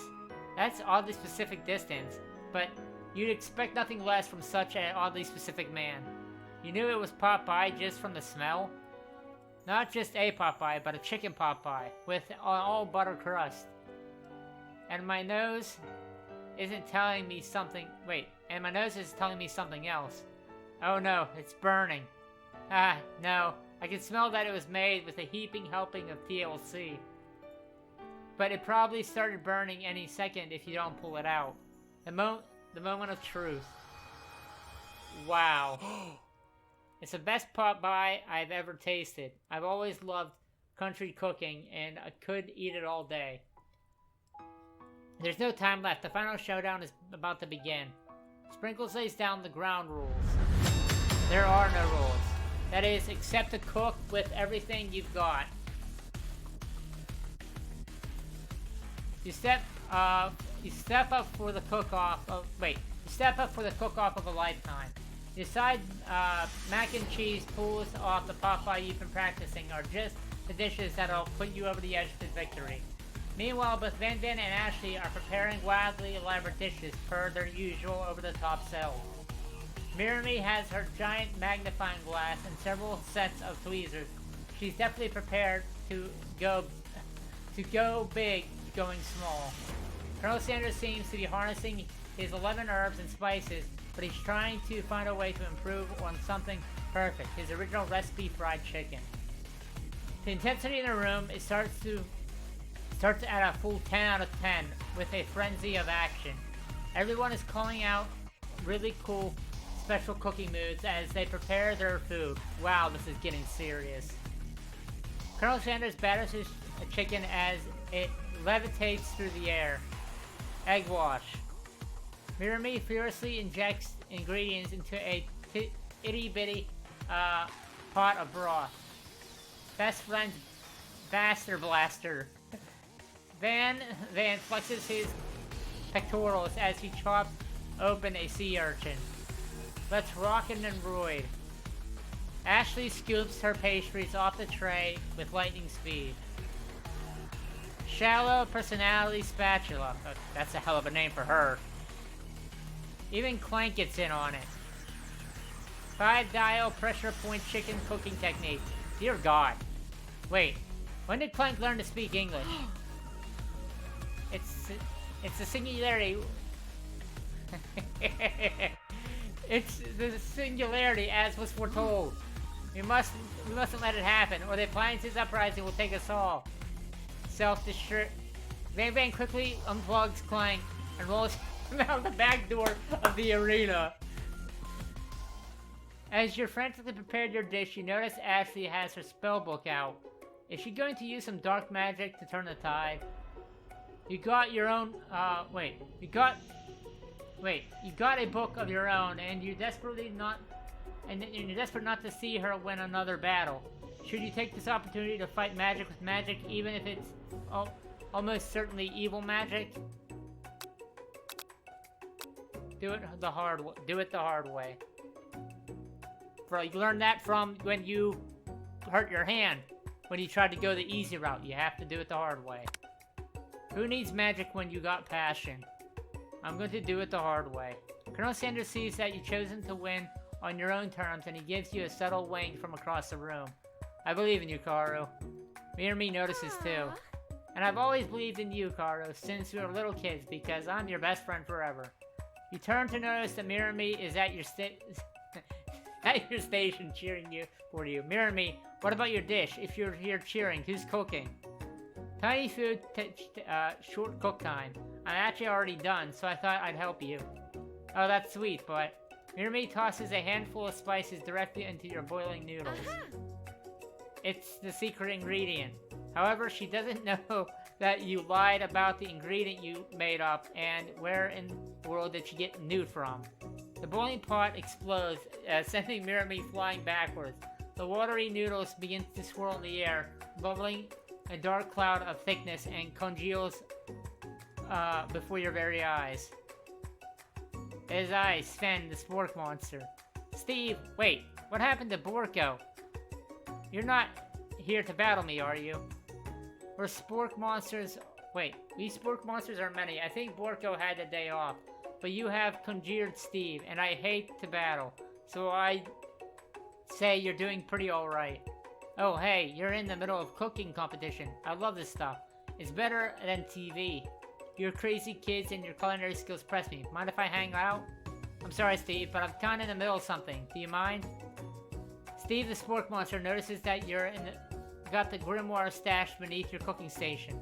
I see that you're up to crisscross some magical items accidentally summoned me, huh? Hey, yeah, you guessed it, sorta.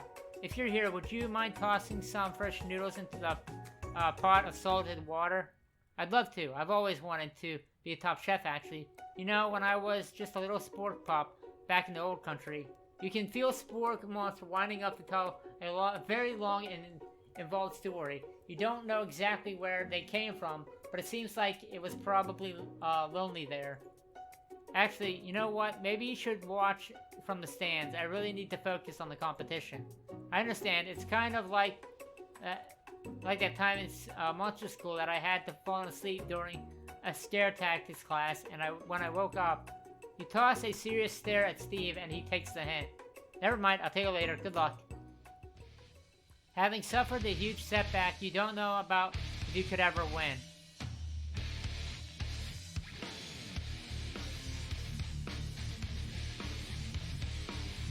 I think this is a song from before. You summon extra power deep down within yourself. I can do this. I have what it takes. I came here to win. Your hair turns to mac and cheese orange as carnation flows through your body. My heart is pure, my hands are steady, my taste buds have been preparing for the entire lives for. Yes, Karo, you are the chosen one. You will avenge me. The power you've been summoning immediately fades back out. You interrupted my inspiring monologue. Sorry.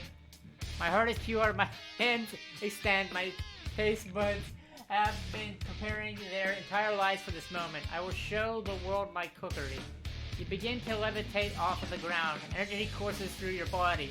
Dear God. You know what this power... Wait. You know with this power you can do anything. Except turn back time. Which would be super useful. Because while you were powering up, your chicken pot pie overcooked in the oven and can't be served. But don't worry, dear Karu, you may have suffered some setbacks, but all is not lost. Impressed with your fortitude, Colonel Sanders decides that you've earned his support. I've been watching you today, and I must say I am surely impressed. You've been thinking on your feet and rolling with the punches. He steps up to your station and stands right beside you. I'm here to help. All you've managed to make is mac and cheese, and time is almost up, so you're going to need it. Colonel Sanders what about the test? What will have to? What about the rules? Following the rules has never really been my thing. I follow my heart. What a guy. Colonel Sanders unfolds. Dear God, this music. I hope it doesn't get copyright claimed. A delicate white towel to reveal the most delicious fried chicken tenders you've laid all your eyes on. And besides, sometimes unexpected combinations can have surprising effects that surpass their individual efforts. Are you suggesting if we combine forces we can form the perfect food union? Time's up, students. With time expired, it's the moment everyone has been waiting for. You must now prepare to present your dishes. A handful of students stand tall, but the class seems incomplete. It seems we're missing some students. Pop, clank. From off-screen, you hear the pure and innocent giggle that can only come from one student. Hey, I'm flying! It sounds like it's coming from the broom closet over there. Mirman, would you mind? Inside the closet, you see Pop hanging on a broom hook by the elastic of his underpants. Pop, get down from there right now. Let me guess, did Van have something to do with this? When someone asks for a wedgie, who am I to refuse? I thought a wedgie was a salad. Looks like Pop is eliminated from the challenge, seeing how he didn't cook anything. I can't feel my legs. May I be excused? Sure. You kids and your pranks, I must say, it's not the worst prank in USA history, but it's not exactly yearbook material. Wait a second. Pranks, blank. Where did that pressure cooker roll off to? You wait to hear a signature world beep or other affiliate, but there is none. Somehow he must have gotten unplugged, I guess. We'll have to figure that out later. That leaves only 4 remaining students. Please collect your final projects. It has been a long semester. Wow, 3 whole days long. Yeah, long semester. But after days of hard work, the time has come for me to eat. Mirror me, please step forward. Now describe your dish. I made tender udon noodles and savory soup. My word, it's so delicate. And, excuse me, is that a teeny tiny, namaraki I spy afloat of this itsy-bitsy bowl? Yes, chef. Please, call me Sprinkles. My chef is my father's name. Chef is my father's name. Yes, Sprinkles, and some green tea, made from baby tea leaves that I picked myself. Sprinkles carefully sniffs around the dish before opening his mouth and letting just the tip of his pink dog tongue dip into the bowl. Sublime. Would anyone else like to taste? Oh, come now. I'm not one of those dogs who doesn't floss. Even I have really cute electric toothbrush for doggies. Fine, I'll enjoy it by myself. And in a flash, the entire meal has been devoured. Not that it took much. It was less than a nibble's worth of soup. A+. Rarely do I taste a dish with so much love poured into it as yours. Mirami is overjoyed. She gives you a huge hug. Thank you, Caro, for helping me believe in myself. Van, you're up. Now describe your dish. I made... What the fuck? Uni over smooth egg custard in axe-hewn urchin shell, topped with caviar. Did you skewer one type of urchin with spines for a second? Did you skewer one type of urchin with spines for a second? Different colored type of urchin? Yes, Sprinkles. A bit much, don't you think? That's exactly why I did it. A bit much is kind of my brand. Doesn't it look cool? Sprinkles leans in to sniff the uni, but he can't get his nose close on account of all the spikes. He begins to paw at it erratically, causing the custard to slosh around. Please be gentle with my cuisine. Finally, Sprinkles goes all in, tongue first, but he can't get past all the needles. He reels back, his tongue is poked and prodded. Ow, my tongue! The professor appears to be having an allergic reaction to this thing. I can't eat this. It's poking my tongue. Disqualified. A stunning turn of events. Who would have thought that serving food in a bowl made of needles could make it difficult to eat? Dejected Van does not go gentle into the night. Disqualified for glamour? Don't... Well, I can't even... This isn't the last you've heard of me. Before forcing us to endure his swollen tongue for a moment, Sprinkles graciously laps up a bowl of milk. I know, yeah, I'm a dog and I drink milk. Get over it. Sometimes it helps calm my agitated tongue. Next student, Ashley, it's time to step up. Now describe your dish. I made orange blossom Turkish delight in a light rose water syrup, topped with French Maracanac and contented with sugar glass. That actually doesn't sound too bad. Indeed, it's quite delightful. However, I'd ask you to please refrain from eating it or attempting to taste it in any way. It is very fragile and meant to be on a display piece. Don't eat the food? At a cooking school? get toast in your ears or something, Karu. I told you, it's a display piece. Ashley, I must say, it is beautiful. However, this is a cooking competition at a cooking school. Yeah, which is why I cooked it, and did an extremely good job cooking it, too. I didn't realize that we were having an eating exam. If I wanted to be judged on eating, I would go to the College of Eating, School for the Hungry. I suppose you could smell it if you absolutely insisted, but don't breathe too hard. You might disrupt the sugar spiral. If the food cannot be eaten, it cannot be judged. You are disqualified. Rage overtakes Ashley as she finally cannot keep her two-face routine up. What kind of yell was that? You wouldn't know high-end cuisine if it cooked you.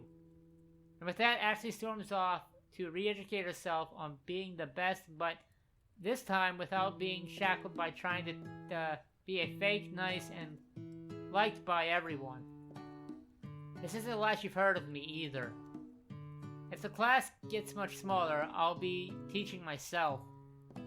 You and Colonel Sanders are the final cooks. Step up together. 2 chefs? What began as a bowl of delicious mac and cheese has become something else. I've actually had that before. It's actually not bad. He examines it closely, sniffing and eyeing the bowl. Uh-oh, I don't have a good feeling about this. From somewhere in the room, a little drum roll plays. Just when I thought I've seen everything in the kitchen, you give me this thing, and completely blow me away. In my 49 dog years of life, I've never tasted anything so delicious and perfectly balanced. It's so delicious, in fact, that everyone passes the class. You pass, you pass, you pass, and you get a pass. Everyone gathers around and partakes of the mac and cheese bowl. They all seem to transcend this reality into another dimension. You win. Together, you and Colonel Sanders have made a new menu item. The new menu item is so impressive even the Van Van and Ashley are drawn back into the magnetic fragrance. When they gaze upon your mac and cheese bowl, they admit that you indeed are an excellent chef. Sprinkles declares that you have passed. Everyone has passed. There were supposed to be battles, but come on now. How could they be better than this one? What the fuck? Now that the school year is complete and everyone has graduated, the students return for one last assignment to get their groove on. The cafeteria has been completely redecorated in order to serve as the night of the school's graduation dance. Compared to the massive high-tech cooking arena, the humble decor seems downright cute and cozy. Oh dear God. DJ Dog in the house. Oh dear Jesus. You knew that Sprinkles was a master chef, but also a world-renowned turntablist, whatever. Who says that you can't teach an old dog new tricks? Van Van and Ashley tell everyone that they've committed themselves to righting the wrongs they did, and while they were villains. For a moment, you actually believe them. Not another haunting. No ghosts allowed at graduation. It's clearly written on the school's bylaws. I was never actually a ghost, but it was all a trick to get you to finally notice me. Amusing. And now that everyone is together, it's the Spork Monster. He totally mellowed out.